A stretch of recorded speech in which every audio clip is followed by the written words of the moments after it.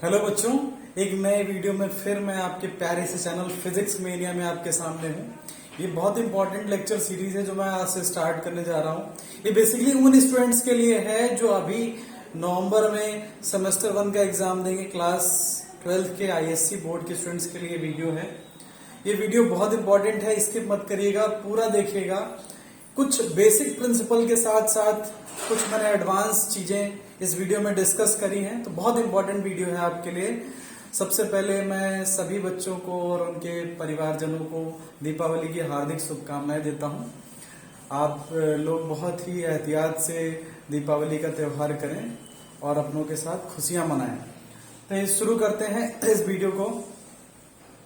3W of physics, ये principal नहीं है, ये एक तरीके से मैंने ट्रिक के फॉर्म में ही आपके लिए सोचा। 3W का मतलब है क्या? देखिए, अभी आप MCQ पे इससे पहले मैंने 2-3 वीडियो दिए हैं, आप उनको जाके देखेंगे तो आपको समझ में आएगा। सबसे पहले 3W का मतलब होता है 3W फिजिक्स में मैंने बनाए हैं अपने हिसाब से।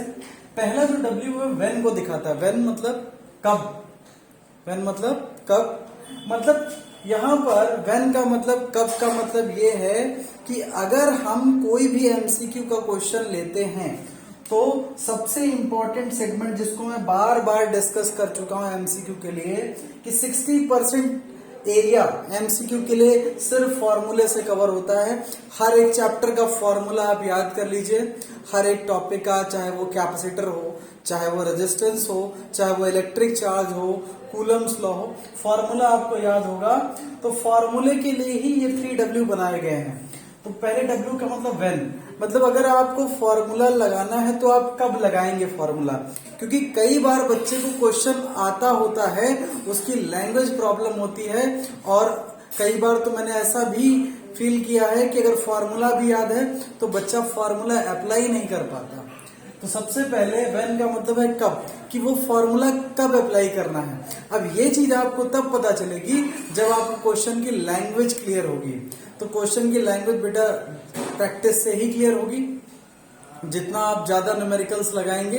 लेकिन यहाँ पर ये व्हेन आपको हेल्प तब करेगा कि मान लीजिए आपने कूलम्स लॉ का फॉर्मूला याद कर लिया, फोर्स का 1/4πε0 Q1 Q2 अपॉन R², ये फॉर्मूला होता है, ठीक है। तो व्हेन, अब ये फॉर्मूला कब लगाना है? ये फॉर्मूला तब लगाना है जब 2 पॉइंट चार्जेस की बात हो, या हो सकता है एक अल्फा पार्टिकल हो, एक इलेक्ट्रॉन हो, किसी डिस्टेंस पे सेपरेट हो और आपसे फोर्स पूछ ले, ठीक है। या आपसे प्रोपोर्शनैलिटी में क्वेश्चन पूछ सकता है कि चार्जेस डबल कर दिएगा, बताइए फोर्स कितने टाइम्स हो जाएगा। तो इस तरीके से जो भी क्वेश्चंस बनेंगे उसमें ये फॉर्मूला कब लगाना है ये आपको पता चलेगा क्वेश्चन की लैंग्वेज से। तो लैंग्वेज को बहुत ध्यान से पढ़िए और फॉर्मूला याद होना चाहिए आपको।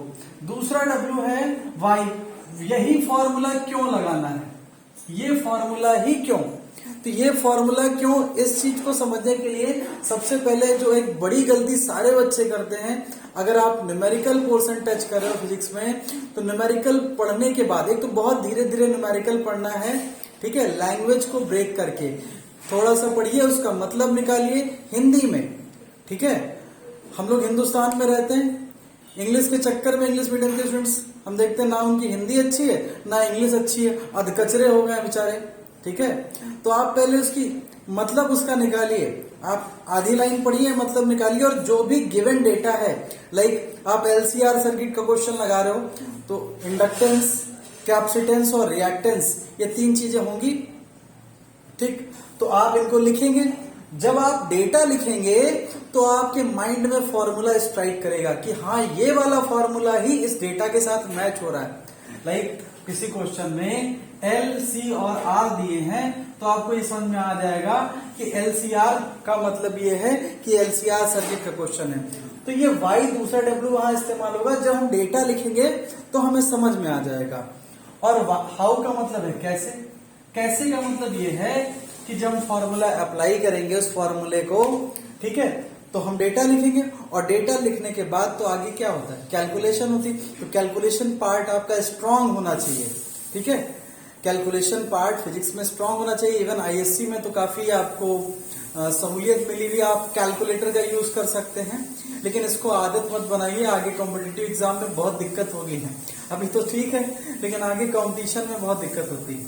ठीक है, तो ये 3 W हैं, इनके हिसाब से अगर आप काम करेंगे, ठीक है, कब फॉर्मूला इस्तेमाल करना है, क्यों वही फॉर्मूला इस्तेमाल करना और कैसे करना है, इन तीनों में पूरा एप्लीकेशन आता है। फिर ये 4 इंपॉर्टेंट सेगमेंट है जिनको आप टच करेंगे एमसीक्यू में। एमसीक्यू क्वेश्चन लगाने से पहले, प्रिपरेशन से पहले आप टॉपिक वाइज प्रिपरेशन करिए। जैसे आप पहला चैप्टर पढ़ते हैं इलेक्ट्रिक चार्ज, तो अब इलेक्ट्रिक चार्ज का ऐसा नहीं इलेक्ट्रिक चार्ज पढ़ लिया, फील्ड पढ़ लिया, फिर उसके बाद आप क्वेश्चन लगाने बैठे। आप इलेक्ट्रिक चार्ज पढ़िए और इलेक्ट्रिक चार्ज के बाद अपनी एमसीक्यू कोई भी बुक है, आपके पास ओसवाल की बुक है, आपके पास वत्सल है, उसमें सिर्फ चार्ज से रिलेटेड जो क्वेश्चंस हैं उनको सॉल्व करिए। इलेक्ट्रिक डाइपोल पढ़ा, इलेक्ट्रिक डाइपोल से रिलेटेड जो क्वेश्चंस हैं उनको सॉल्व करिए। सारे क्वेश्चंस एक साथ सॉल्व करने की कोशिश मत करिए। और सबसे पहला फंडामेंटल क्या है कि आपको फॉर्मूला ही लर्न होना चाहिए, क्योंकि ये मैं कई बार आपको बता चुका हूं कि सारी चीजें फॉर्मूले से हो जाती हैं एमसीक्यू में। हाँ, ये मैं नहीं कह रहा हूं ये चीज 100%, इसलिए मैंने 60% लिखा। ठीक है, कई बार क्वेश्चन थोड़ा कॉन्सेप्चुअल बेस्ड हो सकता है, या कुछ ऐसा नहीं है फिजिक्स सब्जेक्ट में याद नहीं करना पड़ता है। ठीक है, कुछ चीजें आपसे याद करने वाली भी पूछी जा सकती हैं, इसलिए फॉर्मूला इंपॉर्टेंट है। पहले फॉर्मूले पे ध्यान देंगे तो इंपॉर्टेंट, फिर एप्लीकेशन ऑफ फॉर्मूला जो कि हम पहले ऊपर डिस्कस कर चुके हैं वाई वाले पोर्शन में, कि एप्लीकेशन कैसे करना है। पहले डेटा लिखना है क्वेश्चन का, ठीक है, क्लियर। और ग्राफ, ये इंपॉर्टेंट है ग्राफ का पोर्शन।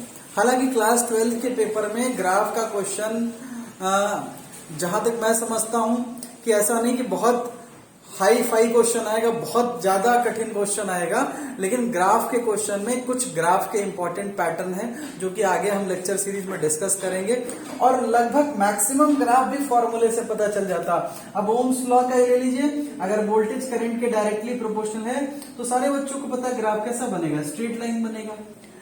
ग्राफ में क्लास 12 में मैक्सिमम आपको या तो स्ट्रेट लाइन ग्राफ मिलेगा, पैराबोलिक मिलेगा, रेक्टेंगुलर हाइपरबोला मिलेगा मैक्सिमम। ठीक है, तो इस पोर्शन को भी आप फॉर्मूले से वो कर सकते हैं। और चौथा यूनिट एंड डायमेंशन, फिर से वही बात मैं बोलूंगा, यूनिट भी फॉर्मूले से निकलती है और डायमेंशन के लिए अगर फॉर्मूला याद नहीं है तब भी आप नहीं कर पाएंगे। मोरल ऑफ द स्टोरी है इन 3W का इस्तेमाल करें ड्यूरिंग एमसीक्यू। ठीक है, और इस चीज को फॉर्मूले को आप लिखें, हर एक चैप्टर के फॉर्मूले लिख करके लर्न करें। कॉन्सेप्ट, आप कॉन्सेप्ट पे ध्यान दीजिए, ठीक है, रटने पर ध्यान मत दीजिए। ये दिवाली की जो छुट्टियां हुई हैं बेसिकली उन सारे बच्चों के लिए वरदान साबित होंगी जिनके नवंबर में सेमेस्टर 1 के एग्जाम हैं, तो आप इनको बेकार मत करिए। अगर घर से बाहर नहीं निकलना है, मैं ये नहीं कर रहा हूँ एंजॉय मत करें, एंजॉय करना भी बहुत जरूरी है।